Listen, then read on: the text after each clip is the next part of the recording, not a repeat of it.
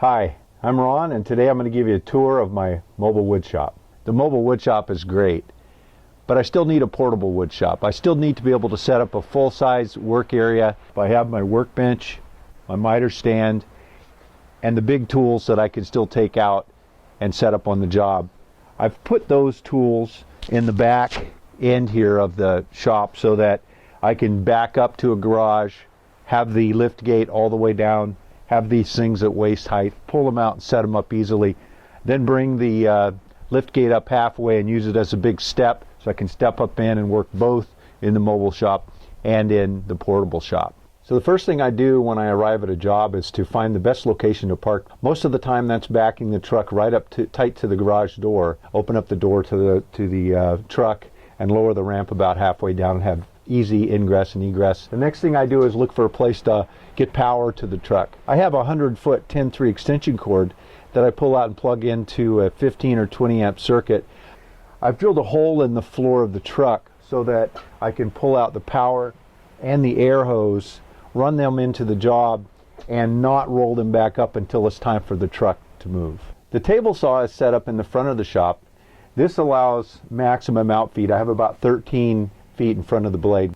The table saw is hooked up to the dust collection system via a 2-inch plumbing pipe and a blast gate that I manually open when I'm using the saw. The miter saw is mounted across the aisle from the table saw, and it's biased to the front of the shop as well to allow me 10 feet of cutting capacity to the right side of the blade. To the left side I have about 5 feet of support, but I have an unlimited cutting capacity that way. The saw needs to have more swing ability than the 20-inch depth of this side would allow, so I had to mount it on a sliding shelf, and it's just simply a couple of dados and a 3/4 inch shelf, and then the saw slides out, and that allows full swing. It's also hooked up to the dust collection system. I also have a 13-inch thickness planer mounted above the miter saw and to the back of the shop. This gives me plenty of outfeed, and it makes this tool a lot more useful than in the past. When I have a big job to do, of course I'll take it down and set it up on the job, but it is nice when I'm just running a couple of boards and I just need to make a couple of passes to be able to do it here. It's also connected to the vacuum system. Wanting to maximize all the space, I built these 3.5-inch wide shelves to hold these vutainers, which are available in a variety of sizes. They're an inexpensive container, they're clear so you can see what you've got stored in them, and you can put a lot of them in a small space. This allows you to make sure that you're going to have all the materials necessary to complete the job. The cabinets and drawers that make up the mobile wood shop are all the same. It's a modular system. It's got a 1/2-inch base on the drawer. This 1/2-inch base also functions as the drawer glide.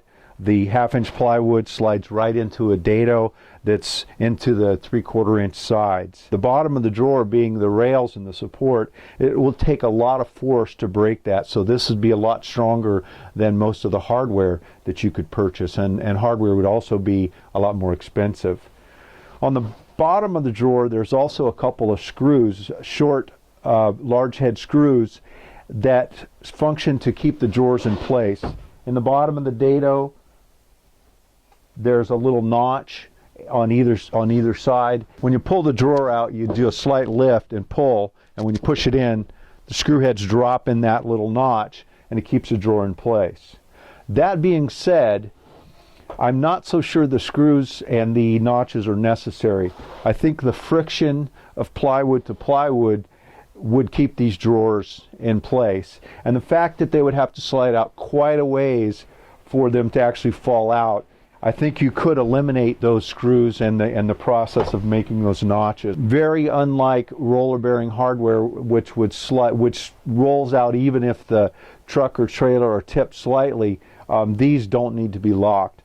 And I'm a minimalist in my design. I want my tools visible to me and available to me, and the more lockdowns and hold downs that you have, the more difficult it is to get the tool out and use it.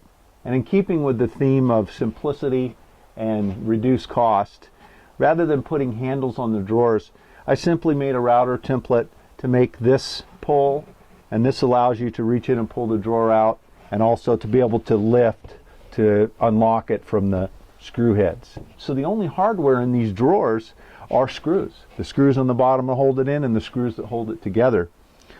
Certainly you're going to put some time in making these, but they're going to be very durable, and they're not going to cost you much money out of pocket. For me, labeling the drawers is critical. I have about 29 drawers in here, and I could just see spending 2 or 3 minutes each time I come in pulling through drawers trying to figure out where I put things.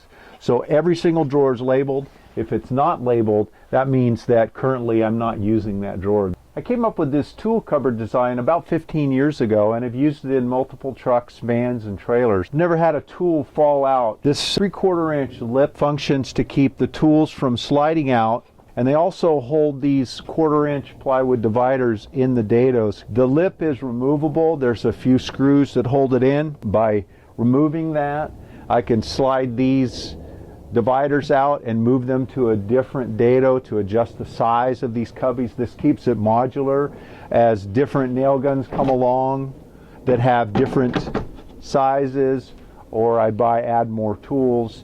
It just keeps the whole system modular. Just like the drawers can be pulled out and I can build different sizes, taller so they're deeper or narrower and have more of them. The same with this. I can have larger cubbies or I can have more cubbies.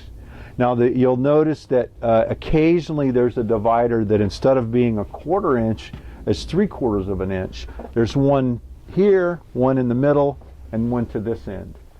Those are acting to keep the cubby from spreading. The 1/4 inch ones are loose. Once this is removed, they can be slid out and put into a different dado or not used at all. These actually have screws in the top and the bottom, and that keeps the cabinet from spreading. So what I did there was I just took a 3/4 inch piece of plywood and rabbeted the top so that it had a 1/4 inch tongue on the top and bottom to slide in. So it still acts as a divider, but it also acts as a support. So you can see this cabinet here is 8 feet long.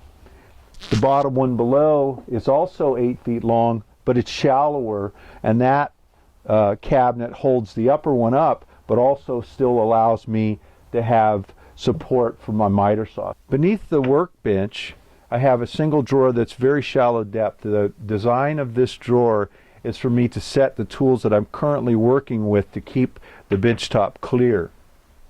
I also have put an outlet in here and an outlet for the vacuum system.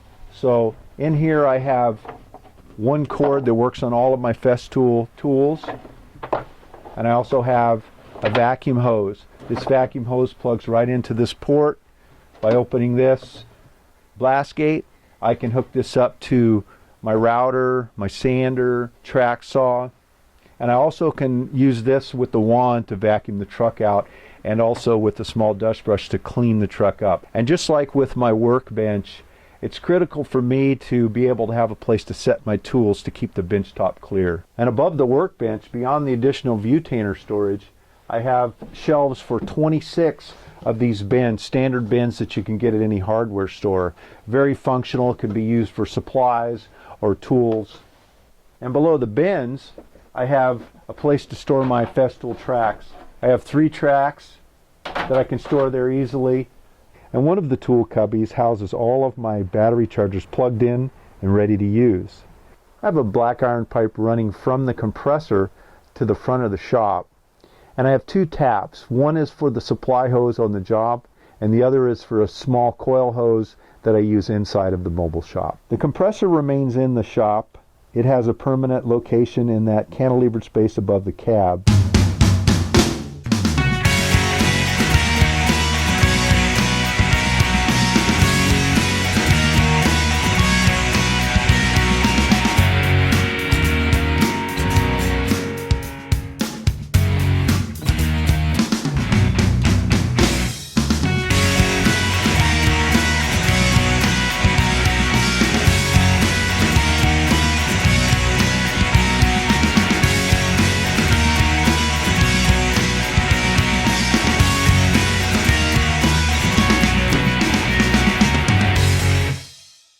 I hope this tour and overview of my mobile wood shop has been informative, and there's some information that can help you in your contracting and carpentry business. Thanks for taking the time to watch.